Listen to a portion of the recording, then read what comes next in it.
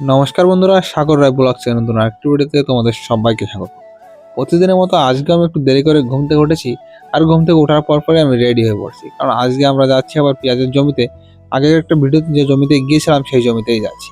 আর এই যে কুল গাছটা দেখতে পাচ্ছ, এটা হচ্ছে মাসিদের কুল গাছ। এখানে অনেক কুল হয়েছে, তাই আমি আর মোটো কিছু কুল পেড়ে এখান থেকে নিয়ে যাব, যাতে আমরা দুপুরবেলায় খেতে পারি। এমনিতে তো আমাদের ওইখানে কুল গাছ দেখা যায় না, মাসিদের বাড়িতে একটা কুল গাছ আছে। আমাদের ভাগ্যটা খুবই ভালো। আর এই যে সেই পেঁয়াজের জমি, এখান থেকে কিছু পেঁয়াজও আরও কিছু শাক, এই যে কী শাক, লাল পালং শাক, এগুলো নিয়ে যাব। এগুলো থাকতে থাকতে বুড়ো হয়ে যাচ্ছে, তাই এখন কে খাবে সে কারণে মোটো নিয়ে যাচ্ছে ভরে। আর এগুলো আমাদের সব কিছু হয়ে গেছে, এখন আমরা যাব বাড়ির দিকে। তারপর আমরা বাড়িতে আসতেছিলাম, কিন্তু বাড়িতে আসার সময় যখন এই রাস্তায় ঢুকবো তখন দেখি একটা নসিমন পাশে দাঁড়িয়ে আছে। সেখানে আমরা মোটরসাইকেল নিয়ে যেতে পারিনি। তারপরে আমার মোটরের একটা বান্ধবীর বাড়ি, আমি তাকে বুনি বলি, আমার শালি হয় সম্পর্কে তাকে বোন বলি। সে বাড়ি গিয়েছি, সে একটু মিষ্টি আর একটু দই খেতে দিল।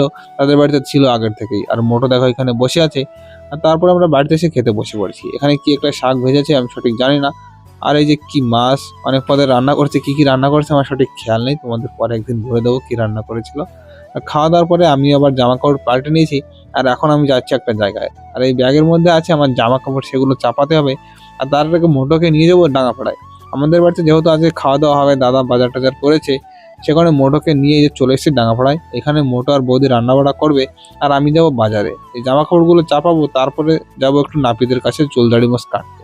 আর জামা কাপড় চাপাতে গিয়েছিলাম, কিন্তু জামাটা অতিরিক্ত বড়তে জামাটা আর চাপাইনি, সেটা দাদাকে দিয়ে দেবো। আর নাপিতের কাছে আমি এইমাত্র আসলাম, এখন দেখা যাক কত সময় বসে থাকতে হয়। লোকজন তো একদমই নেই। দাদা বলছিল 3-4 জন আছে, বস জলদি কেটে দেবো। তারপরে প্রায় 2-4 ঘন্টা বসার পরে আমার চুল কাটা হয়ে গেল। আমি এসেছিলাম 11টার সময়, আর এখন বাজে প্রায় 4টে। এত সময় বসে থাকার পরে আমার চুল কাটা হলো। আর চুলটা কাটার পরে আমি এখানে মাংসের দোকানে আসলাম। দাদা মাংস নিয়ে গিয়েছে, কিন্তু একটু মাংস হয়তো কম পড়ে যাবে, সে কারণে আমি আধা কিলো মাংস আরও নিয়ে যাবো। আর মাংসটা নিয়ে আমি আবার আসলাম বাড়িতে। আমার শ্বশুর বাড়ি, এখান থেকে স্নান করে তারপরে এই যে বাড়িতে চলে এসেছি। আর বাড়িতে এসে কিছুক্ষণ বসছিলাম, তারপর রান্নাবান্না হয়ে গেছে, দাদা এদিকে ভাত বেড়ে দিচ্ছে। আর ঠাকুমার দিকে এখন বসবে খেতে, আমরা সবাই বসে পড়েছি। আর এখানে দু ধরনের মাংস রান্না হয়েছে, আমি দাদা আর বৌদি খাবো খাসির মাংস। আর এখানে মোটো, দাদা আর ঠাকুমা খাবে পোলট্রির মাংস। আর খাওয়া দাওয়ার পরে আমি এই যে আবার বাগানে চলে আসলাম সন্ধ্যাবেলায়। এখান থেকে সবাই খেলা দেখছে। নিউজিল্যান্ড আর ভারতের যে হচ্ছে, মানে ক্রিকেট খেলা হচ্ছে ফাইনাল, সেটা দেখছিল। আর কিছুক্ষণ বসে থাকার পরে আমি বাড়িতে চলে আসলাম। বাড়িতে এসে দেখি বৌদি এখানে ছাঁচ পিঠে বানাচ্ছে। আর পিঠেগুলো দেখো কত সুন্দর হচ্ছে। আমি তো ভাবতেও পারিনি যে এত সুন্দর পিঠে আবার হয়, তাও মেশিনের চালের গুঁড়োতে।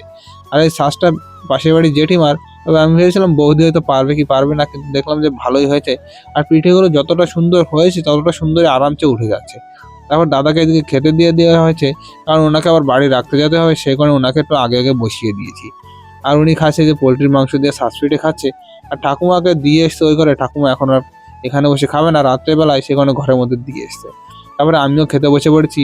আর দেখে দাদা বসেছে, একটু মোটোও খেয়েছে। মোটো খাওয়ার পরে দেখো এখানে বসে আছে। আর দাদার মাঝে গিয়েছিল থামস আপ আনতে, মোটো এখানে বসে থামস আপ খাচ্ছে। আমি বললাম যে থামস আপ না হলে মাংস খেয়ে আমি মজা পাবো না, রাত্রেবেলায় একটু পেট ভরা ভরা মনে হচ্ছে, তো মাংসটা থামস আপ হলে একটু খেতে সুবিধা হবে। তো বন্ধুরা, ভিডিও কেমন লাগলো অবশ্যই কমেন্টস করে জানিও। সবাই ভালো থাকো, সুস্থ থাকো, আর আমার চ্যানেলটি সাবস্ক্রাইব করে আমার পাশে থাকো। বাই।